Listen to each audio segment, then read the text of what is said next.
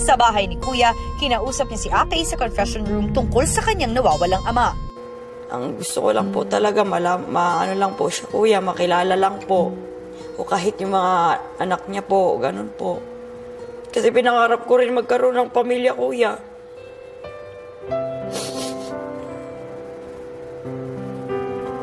Gusto ko rin mabuo, Kuya, yung mga mabuo ako, Kuya.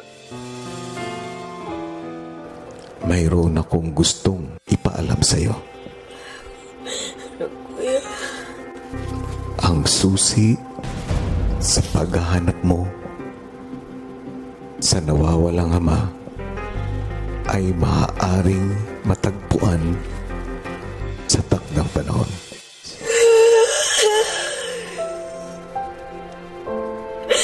Kuya! Kuya! Habang lumalalim ang gabi, sina Abby at Lou sinundo si Mark, ang nawalay na kapatid ni Apey. Ay, my God. So, bawal nilang malaman na andito ka. So, pasok slowly lang. At hinatid nila ito sa confession room, kung saan isang mahalagang mensahe mula kay Kuya ang kailangan niyang malaman. Ang pagpunta mo rito sa bahay ko ay hindi lang isang pangarap na nagkatotoo.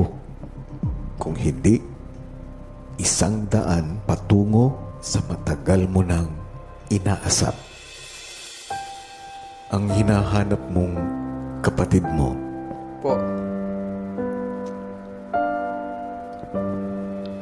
ay housemate ko. Oh my God! Sabay-sabay nating sundan ang buong kwento mamaya sa PBB 8.